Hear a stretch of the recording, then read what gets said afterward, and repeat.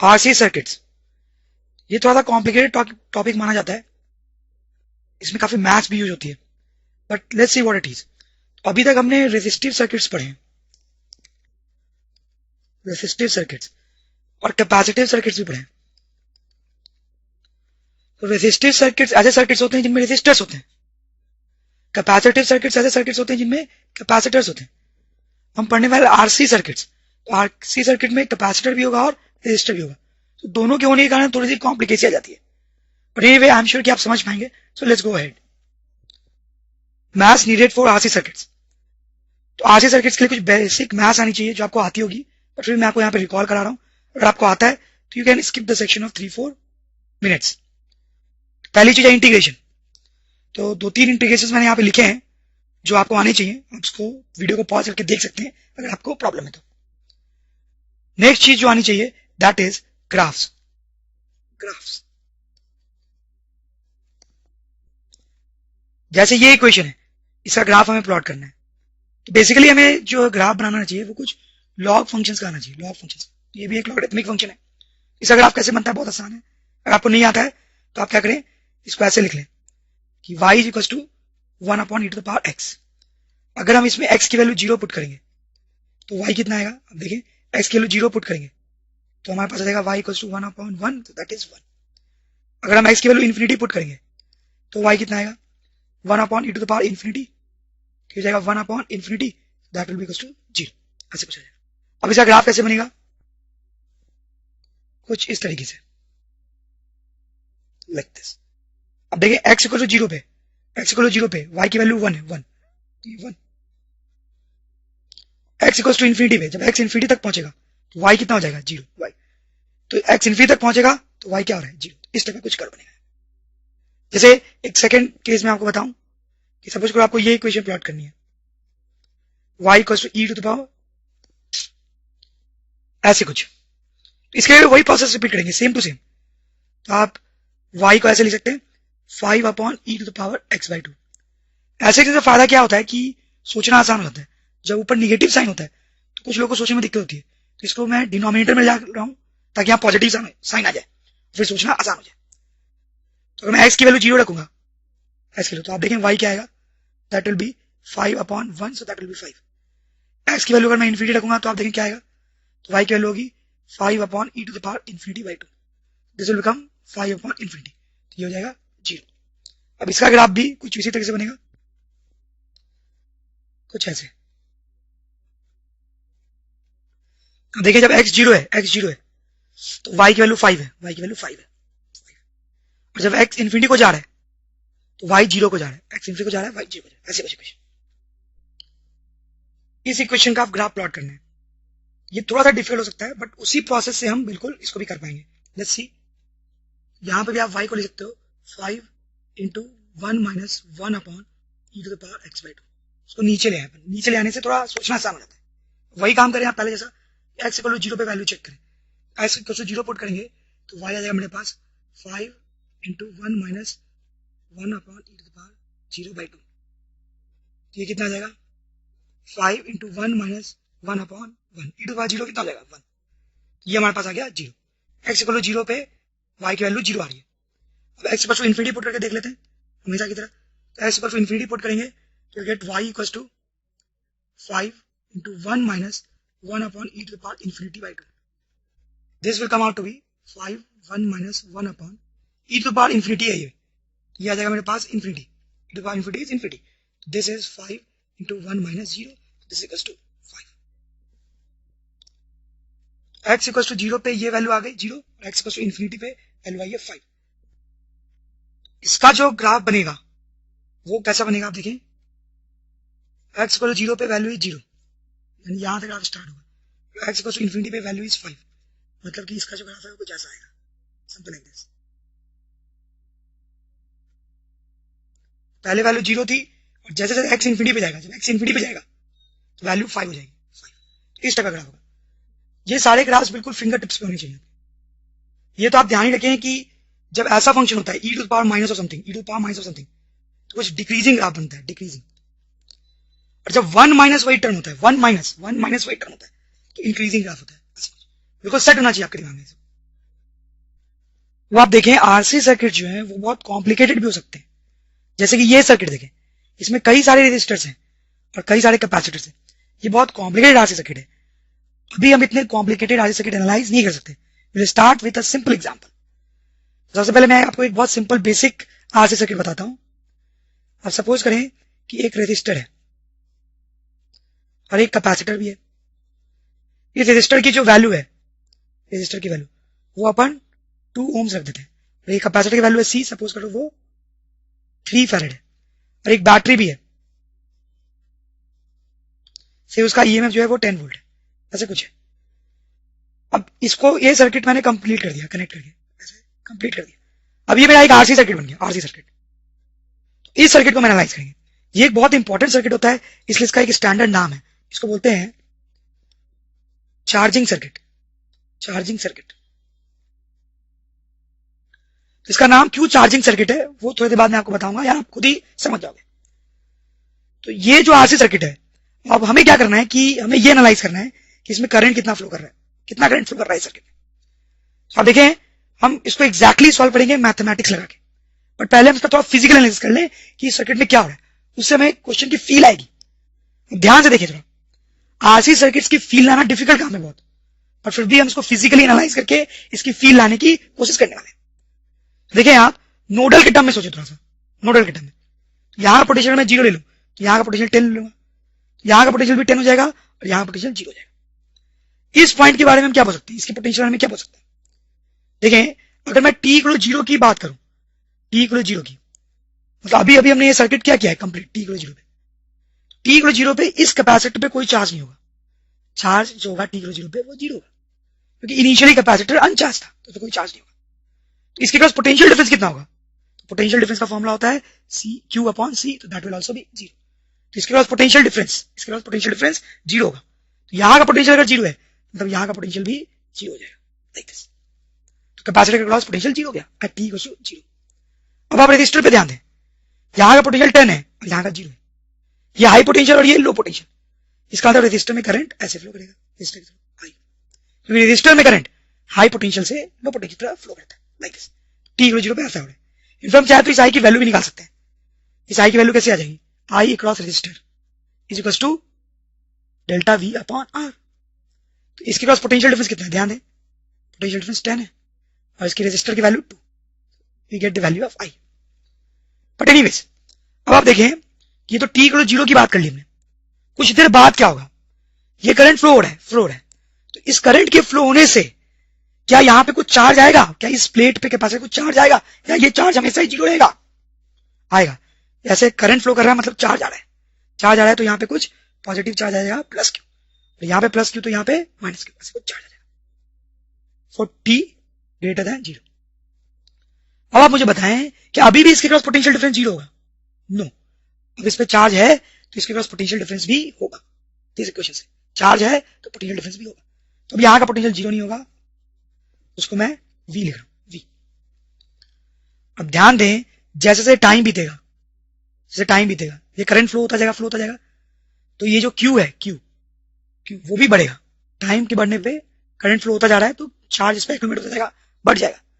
जब ये चार्ज बढ़ेगा तो इसके क्रॉस पोटेंशियल डिफरेंस भी बढ़ेगा। तो इसके क्रॉस पोटेंशियल डिफरेंस बढ़ेगा मतलब ये v बढ़ गया, सही है। अब रेजिस्टर पे कंसंट्रेट करें, ये v अगर बढ़ रहा है तो रेजिस्टर के क्रॉस पोटेंशियल डिफरेंस क्या हो रहा है? अब देखिए, ये v बढ़ रहा है अगर, तो रेजिस्टर के क्रॉस जो पोटेंशियल डिफरेंस है वो कम हो रहा है, कम हो रहा है। तो potential difference across resistor is decreasing. समझ रहे हो क्यों?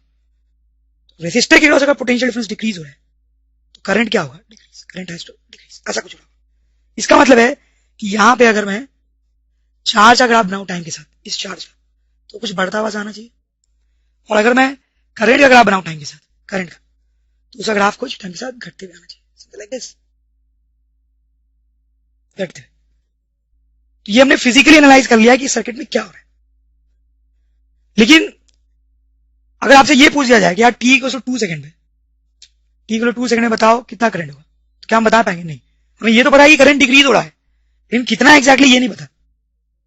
उसके लिए हम एग्जैक्ट मैथमेटिकल एनालिसिस करेंगे, लेट्स सी दैट। लेकिन इससे आपको फील आ गई होगी कि सर्किट में क्या हो रहा है। ओके, अब हम इस सर्किट को मैथमेटिकली प्रॉपर तरीके से एनालाइज करेंगे। तो किसी भी टाइम टी पे आप मान लें कि इसमें जो करंट है वो आई है, ये करंट वेरी कर रहा है टाइम के साथ, हमने कुछ देर पहले ही देखा है। तो किसी भी टाइम टी पे हमने मान लिया कि करंट आई है। एट द सेम टाइम आप इस पे मान लें इस प्लेट पे चार्ज क्यू है, तो इस पे कितना जाएगा, माइनस क्यू। ये भी टाइम के साथ वेरी कर रहा है, हमने देखा है। अब आप इसको सॉल्व करने के लिए, ये करंट को निकालने के लिए क्या करेंगे, करंट को कैसे निकालेंगे?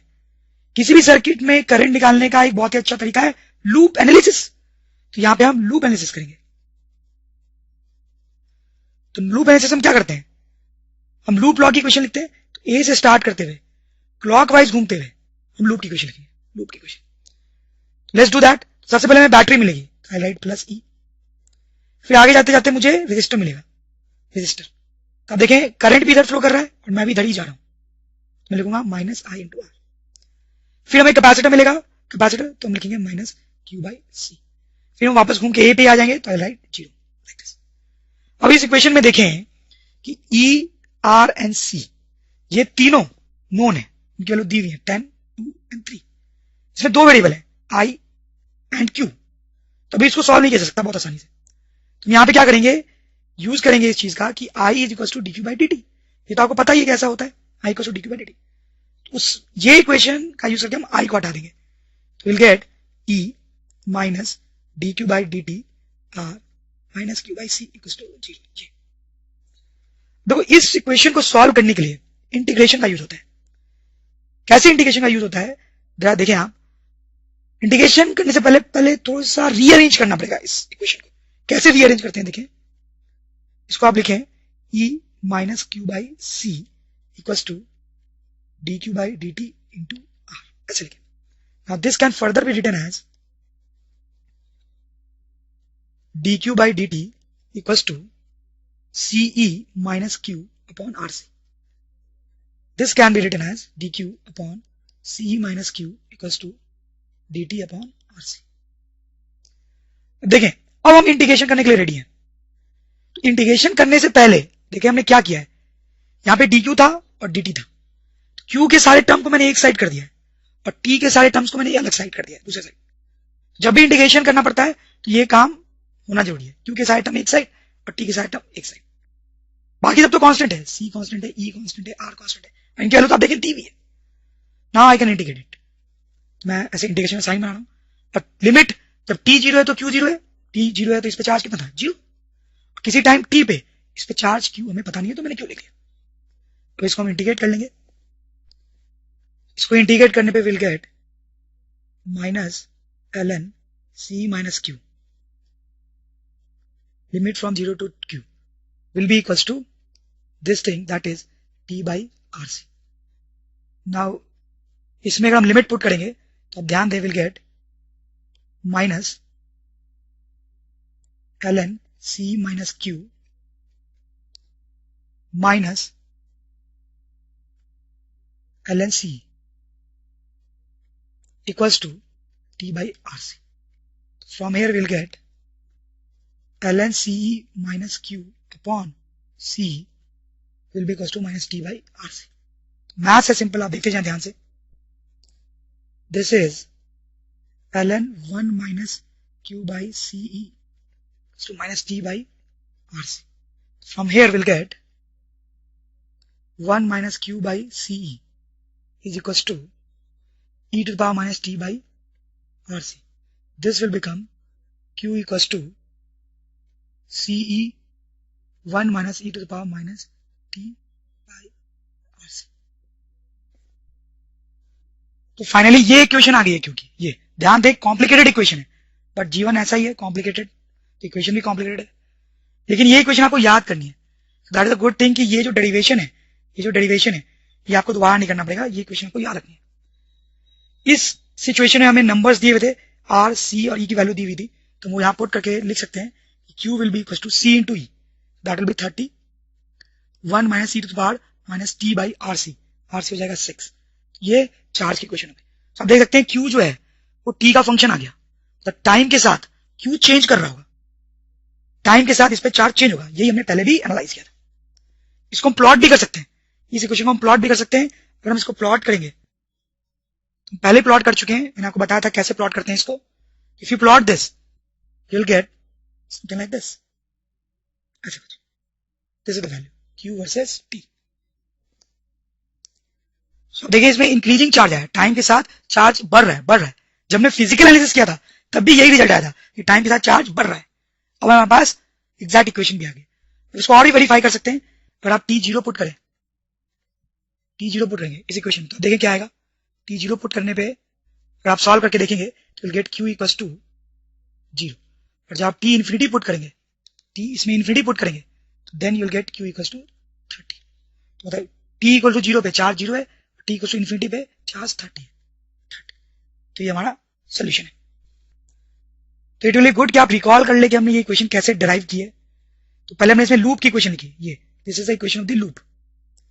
फिर उसमें हमने ये इक्वेशन यूज की कि I equal to dq by dt होता है, तो इक्वेशन यूज की हमने। उसके बाद हम इसको सॉल्व करते गए और इंटीग्रेट करने के बाद फाइनली हमारे पास ये इक्वेशन आ गई जो हमें रट्टा मारना है तो दिख रहा है। और आप ये भी याद रखें, ये इसमें Q जो है वो टाइम का फंक्शन है, उसका ग्राफ कुछ ऐसा आता है, चार्ज होता है बढ़ता है, चार्ज बढ़ता है। इसीलिए इस सर्किट को चार्जिंग सर्किट बोलते हैं, चार्जिंग सर्किट, जैसे मैंने आपको बताया था चार्जिंग, क्योंकि Q क्या हो रहा है, बढ़ रहा है, कैपेसिटर जो है वो चार्ज हो रहा है। ओके, अब हमारे पास Q तो आ गया है, Q आ गया है, ये Q, हमें I निकालना है। I तो अभी भी बचा हुआ निकालने के लिए। I कैसे निकलेगा? फाइनल रिजल्ट मैंने बस रखा है Q का, बाकी सब मैंने इलिमिनेट कर दिया। देखो I निकालने के लिए हम सिंपली यूज कर लेंगे dq बाई dt, सिंपल। और Q तो हमें पता ही है, Q की इक्वेशन ये है, तो इसको डिफरेंशिएट कर देंगे। तो इसको आप जब डिफरेंशिएट करेंगे तो ये मैंने डेरिवेशन डिलीट कर दिया है, जो फाइनल इक्वेशन आई थी Q की वो बस रखा है, उसका ग्राफ। तो I निकालने के लिए बहुत सिंपल सा काम करना है, I can be written as dq by dt। और Q जो है उसकी इक्वेशन तो पता ही है हमें, इसको क्या करना है मुझे, डिफरेंशिएट। तो आपको डिफरेंशिएशन आता ही है, आप इसको डिफरेंशिएट करें। If you differentiate you will get e by r e to the power minus t by r से, ये इक्वेशन आ जाएगी डिफरेंशिएट करने पे। ये जो इक्वेशन है ये भी आपको याद रखनी है, I की ये इक्वेशन। Q की इक्वेशन ये होती है, ये आपको रट्टा मारना है, R की इक्वेशन इसको भी याद रखना है। यहाँ पे तो वैल्यूज दी हुई है, तो वैल्यूज दी हुई है तो हम I को लिख सकते हैं 10 by 2 e to the power minus t by 6, ऐसा कुछ। ठीक है, अब इस I का ग्राफ बनाएंगे तो वो कैसे बनेगा, तो आप देखें उसका जो ग्राफ है वो कुछ इस तरह से बनेगा, समथिंग लाइक दिस। ये एक एक्सपोनेंशियल इक्वेशन है, उसकी ग्राफ ऐसे बनता है। इसको वेरीफाई भी कर सकते हैं, t इक्वल टू 0 पे, t अगर इसमें 0 पुट करेंगे, दोनों में से किसी में भी t 0 पुट करने पे क्या आएगा, I जो है वो 10 बाई 2 आ जाएगा, दैट विल बी 5। और t इन्फिनिटी पुट करने पे, इसमें t इन्फिनिटी पुट करके आप देखें तो आप t इन्फिनिटी पुट करेंगे तो you will get I equal to 0। ये ग्राफ आएगा। अब देखें डिक्रीजिंग I आ रहा है, डिक्रीजिंग। और फिजिकली हमने यही एनालिसिस किया था कि I जो है वो डिक्रीजिंग आएगा, वही आ रहा है। मतलब जो हमने फिजिकल एनालिसिस किया था वो सही है। एक और छोटी सी चीज है यहाँ पे, अब देखें यहाँ पे टर्म आया R इंटू सी, यहाँ पे भी टर्म आया R इंटू सी। तो ये जो R इंटू सी है उसको हम टाइम कांस्टेंट बोलते हैं, उसको एक नया नाम दिया जाता है, that is called time constant. और उसको टाउ सिंबल से रिप्रेजेंट करते हैं, टाउ सिंबल से। इसको टाइम कांस्टेंट बोलने का रीजन क्या है, आप आधा सोच रहे होंगे। उसका रीजन बहुत सिंपल है, शायद आपको याद हो यूनिट एंड डायमेंशन से, यूनिट एंड डायमेंशन चैप्टर से आपको याद हो कि एक्सपोनेंशियल के ऊपर जो भी होता है, एक्सपोनेंशियल के ऊपर जो भी होता है उसका टोटल डायमेंशन 1 होता है। मतलब ये जो क्वांटिटी है डायमेंशनलेस होनी चाहिए, dimensionless. This quantity must be dimensionless. जो टी है उसका डायमेंशन तो टाइम है, टी का डायमेंशन जो है वो तो टाइम है। तो ये पूरी क्वांटिटी डायमेंशनलेस तभी होगी जब आरसी का डायमेंशन भी क्या होगा, इसका डायमेंशन भी टाइम होगा। इसलिए इसको बोल रहे हैं टाइम कांस्टेंट। फाइनली इस स्लाइड में जो भी लिखा हुआ है वो सब आपको याद रखना है। ये सर्किट है, उसमें आई की इक्वेशन ये आती है, क्यू की इक्वेशन ये आती है, उस क्यू का ऐसा ग्राफ बनता है, इस आई का ऐसा ग्राफ बनता है, आर इंटू सी को टाइम कांस्टेंट बोलते हैं। अगर आपको यह वीडियो अच्छा लगा हो तो कृपया इसे लाइक करें। डेली ऐसे ही वीडियो देखने के लिए चैनल को सब्सक्राइब करना ना भूलें और बेल आइकन दबाना भी ना भूलें, ताकि आपको नए वीडियो की जानकारी तुरंत मिलती रहे। और अगर आपको लगता है कि आपके दोस्तों को भी इससे फायदा हो सकता है तो उनके साथ भी शेयर करें।